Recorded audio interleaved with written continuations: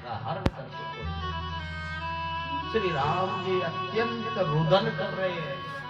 लखन लाल जी भी रुदन कर रहे हैं। बड़े भाई कभी तुलसी से पूछते हैं तो कभी पीपल को पूछते हैं और बरगद से कहते हैं रे बरगद तेरी तो बड़ी बड़ी शाखाएं हैं, सीता को कौन किस दिशा में लेके गया तुझे तो पता होगा।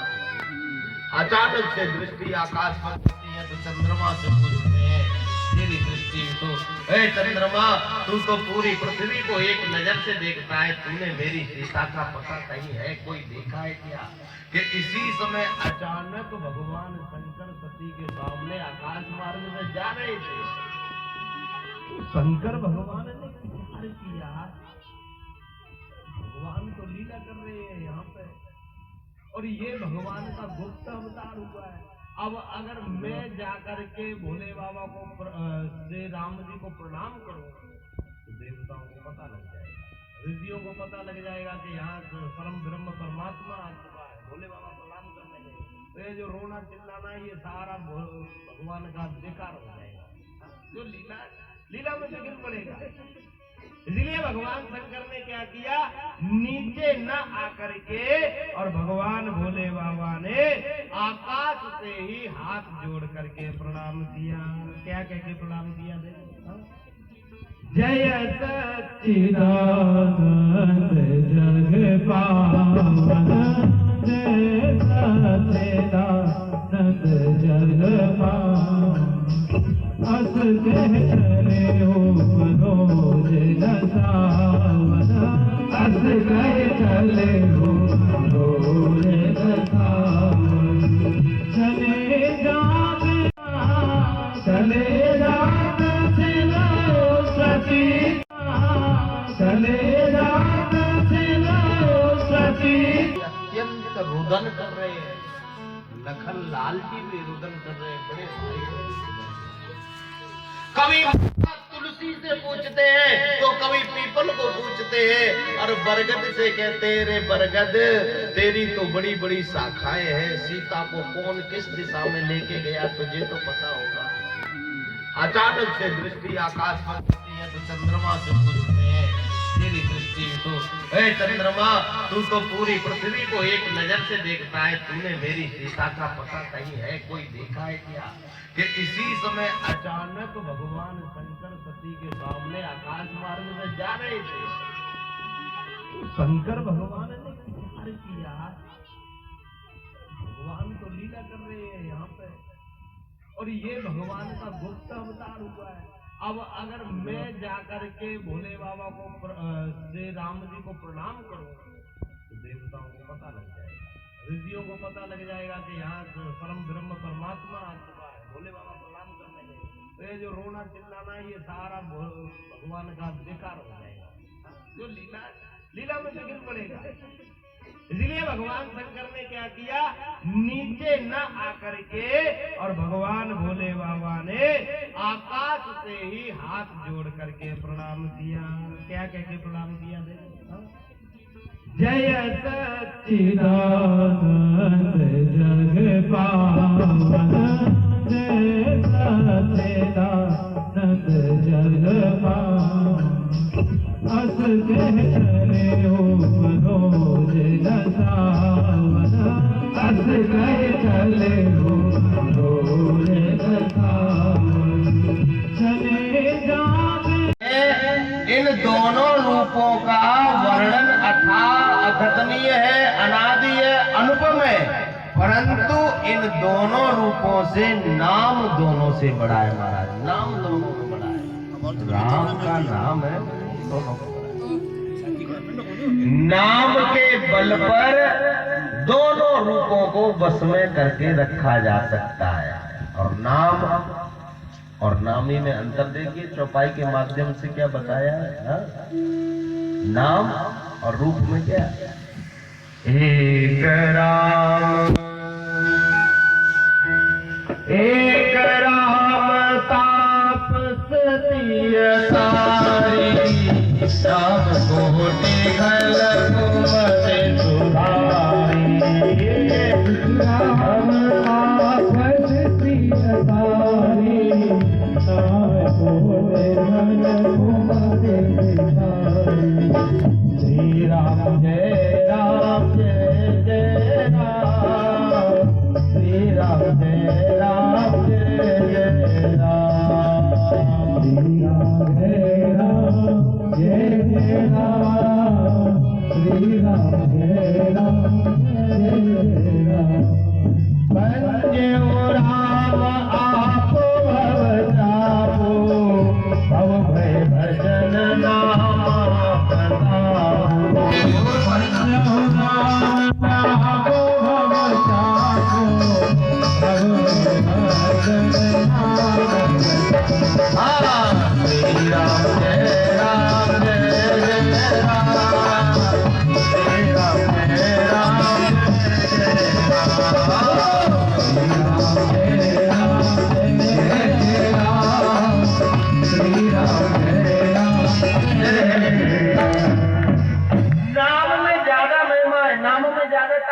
राम में जितनी ताकत नहीं है उससे ज्यादा ताकत नाम में बताई। अरे बोले महाराज ऐसी क्यों बात करते हो, राम में जितनी शक्ति नहीं उतनी नहीं नाम में शक्ति है। बोले हाँ उदाहरण है हमारे पास। राम जी जब जनकपुर की तरफ जा रहे थे तो उनको अहिल्या पत्थर बनी पड़ी मिली आश्रम में। हा? तो राम जी ने उस पत्थर बनी अहिल्या का उद्धार कर दिया। और कवि कहते राम जी ने तो केवल एक पत्थर बनी अहिल्या का उद्धार किया, और भगवान राम के नाम ने तो करोड़ों करोड़ों मूर्खों की बुद्धि सुधार दी और उन मूर्खों का कल्याण कर दिया। तो नाम की महिमा ज्यादा है महाराज। एक बात और बताए, राम जी ने तो धनुष तोड़ा और धनुष तोड़ करके श्री सीताराम जी का मिलन हुआ। बोले राम जी ने तो केवल धनुष तोड़ करके सीताराम जी से मिलन हुआ, पर पापियों ने तो नाम जप करके, जाने कितने कितने पापियों ने नाम जप करके श्री सीताराम जी से मिलन कर लिया, परमात्मा से मिलन कर लिया। इसलिए नाम की महिमा ज्यादा है। हाँ और महाराज राम जी ने तो स्वयं शिव जी के धनुष को तोड़ने पर श्री सीता जी से मिलन किया, पर नाम का प्रताप है कि संसार के सभी भयों को नाश करने वाला है श्री राम का नाम। और बात बताइए,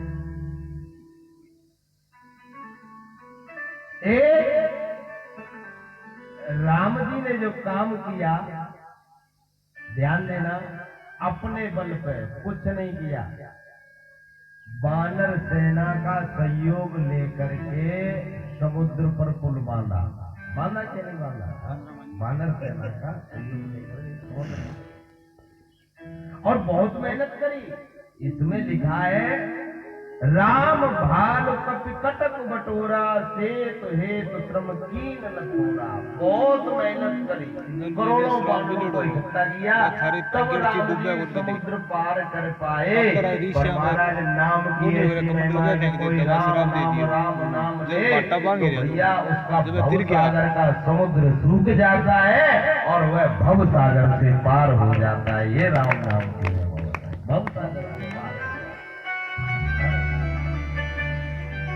राम नाम अलावलंब विनो,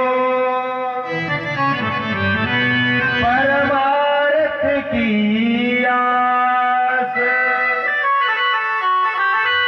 वरसत वारिद बूंद गहे, चाहत चढ़न आकाश। इस दोहे में एक बात कही है कि भैया बिना राम नाम का सहारा लिए अगर कोई परमार्थ की आस करता है, परोपकार की आस करता है, कोई कहता है कि मैं बहुत बड़ा धर्मात्मा बन जाऊंगा और जीवन में राम नाम का सहारा नहीं है, तो वो ऐसे ही प्रयास कर रहा है जैसे बरसात में गिरती हुई बूंद पृथ्वी को छू करके दोबारा आकाश से उड़ना चाहे तो क्या वो उड़ सकती है? नहीं। इसी प्रकार श्री राम नाम का अवलंब कहने भरोसा, हमें सहारा तो जरूर लेना पड़ेगा, तब हम इस भवसागर से पार हो पाएंगे। राम नाम कल काम तरु, सकल सुमंगल कंद, सुमिरत करतल सिद्धि सब, भग भग परमानंद।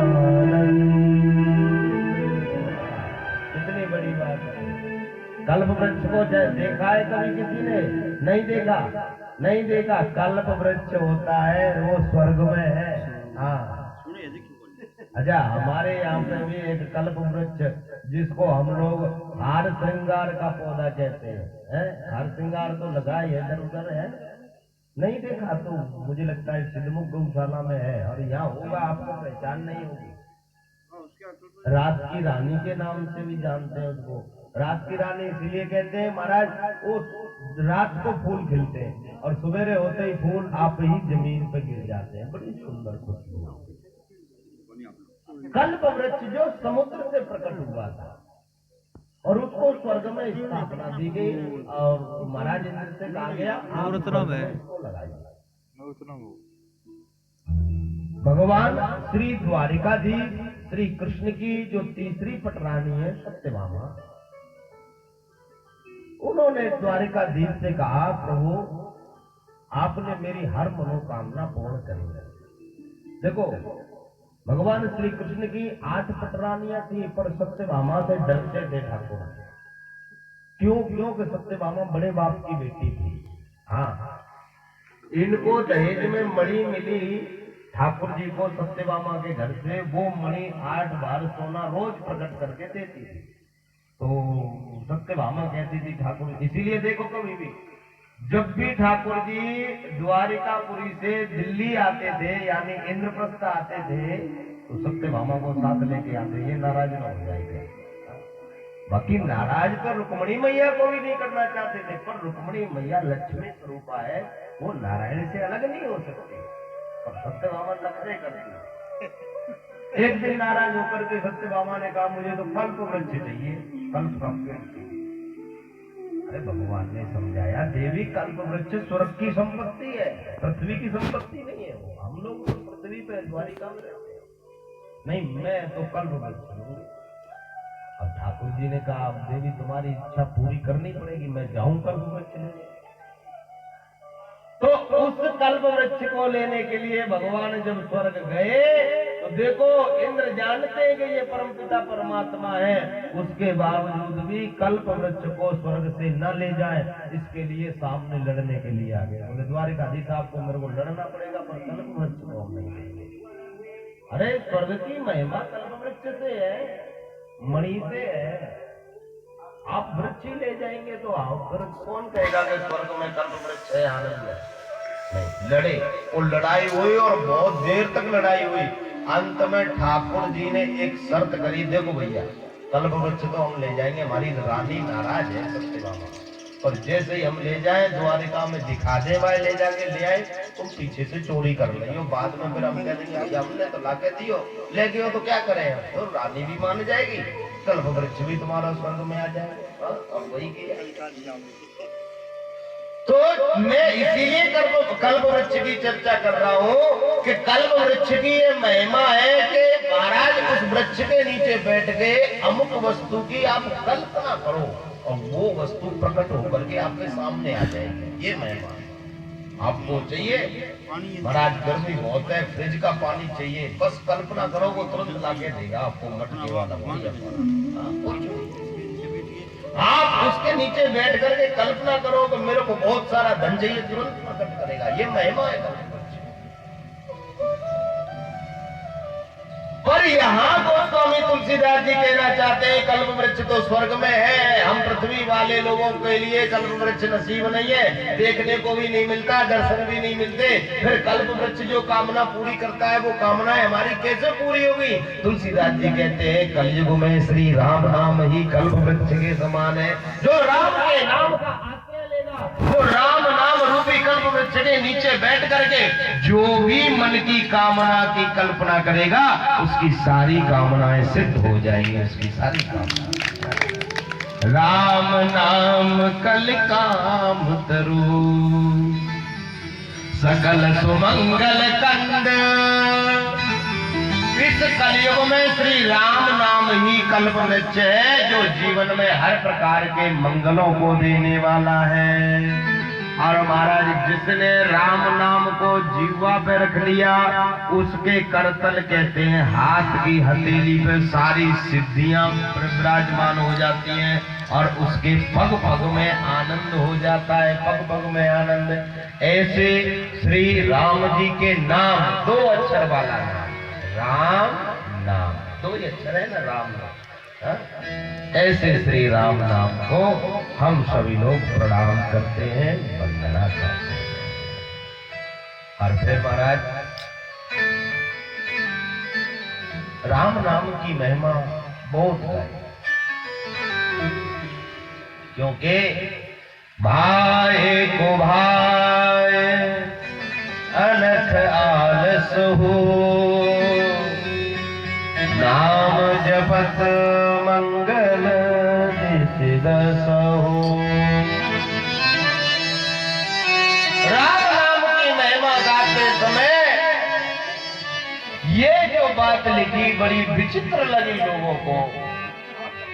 महाराज, आप कह रहे हैं भाव से जपो अथवा स्वभाव से जपो, राम नाम कल्याण करेगा, ऐसा कैसे हो सकता है? पहले उदाहरण दे के समझाया। जैसे ए मैया, आग को आप जान करके छुओ अथवा आपका गलती से आग में हाथ चला जाए, जलना तो आपको पड़ेगा। हाँ, जलाएगी, आग का काम है जलाना। ऐसे ही जहर महाराज आप जान के पी जाओ, चाहे कोई अनजाने में आपको पिला दे, मरना तो पड़ेगा, वो जहर का प्रभाव है। आप गंगा जी में चाहे जान के स्नान बनाओ, यहाँ यूं मान लो कि भैया हम तो नदी में नहावे गए, आपको पता ही नहीं गंगा जी है, पर आप नहा लिए, तो आपके पापों का नाश वो करेगी, चाहे जान के नहाओ चाहे। तो जैसे जहर को जाने अनजाने में पीने पे भी मार सकती है, वो प्रभाव दिखाता है। अग्नि जाने अनजाने पर भी हाथ डालने पर वो जलाती है, उसमें जलाने की शक्ति है। ऐसे ही गंगा जी में जाने अनजाने में भी अगर हम स्नान कर लें तो हमारे पापों को भस्म कर देती है। ऐसे ही भगवान प्रभु श्री राम का नाम है, आप चाहे जान के जपो, चाहे अनजाने में जपो, चाहे सीधा जपो, चाहे उल्टा जपो, भगवान के नाम का प्रभाव है। जो इसको जपेगा उसका कल्याण करेगा, उसका कल्याण करेगा। और भगवान का नाम कल्याण करता है। तो महाराज, आपकी बात झूठी भी तो हो सकती है, ये जो कह रहे हैं कि उल्टा जपो सीधा जपो, क्या प्रमाण है? हमारे प्रमाण है। बोले हाँ,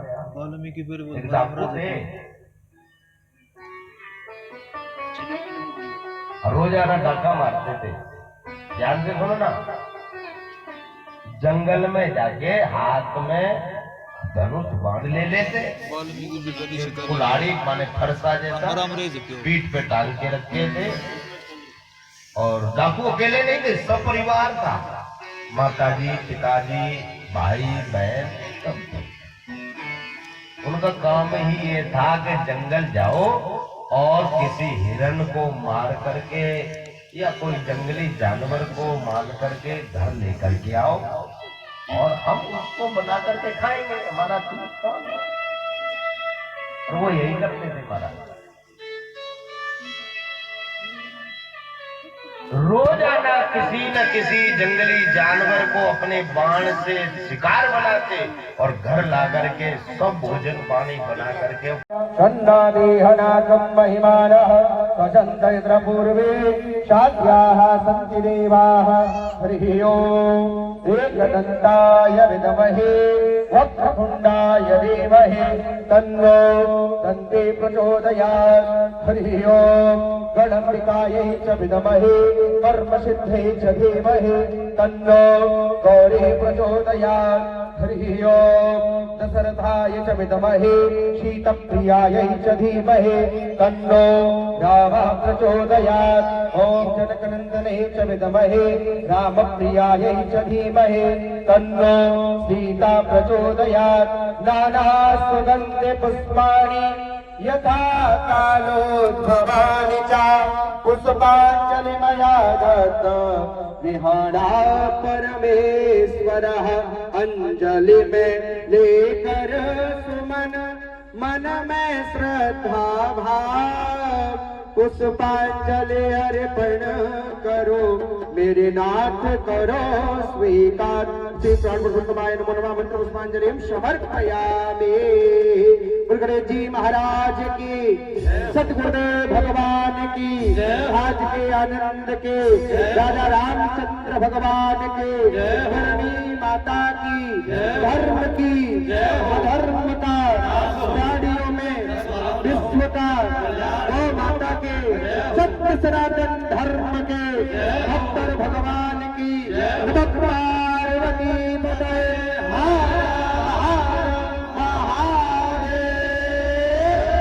शंभो।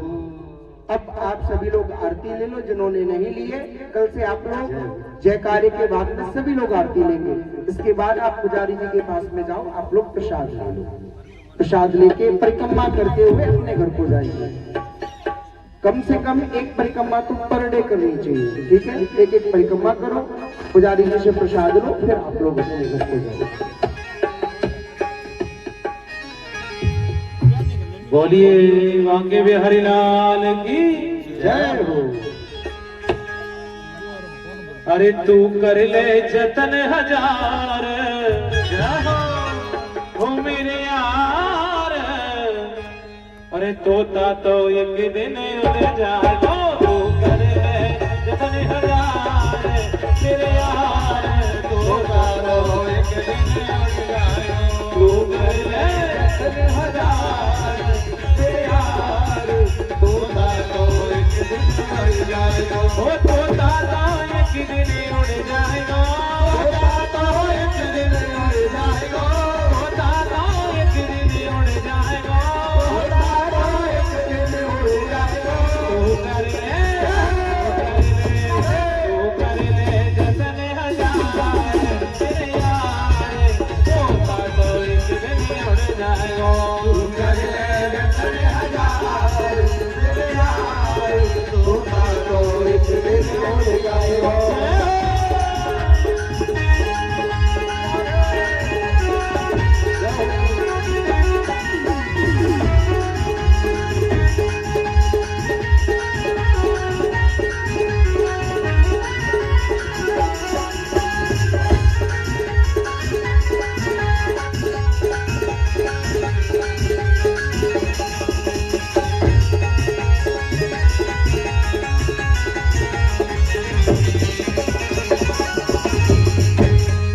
हाँ ये तोता है बड़ो अनोखा, ये तोता है बड़ो अनोखा, ये तोता है बड़ो अनोखा, ये तोता है बड़ो अनोखा। एक दिन देगो सबको धोखा, एक दिन देगो सबको धोखा। ये तोता तो बड़ो अनोखा, ये तोता तो बड़ो अनोखा। एक दिन देगो सबको धोखा, वो ये तो गयो, ये तो गयो, ये तो गयो।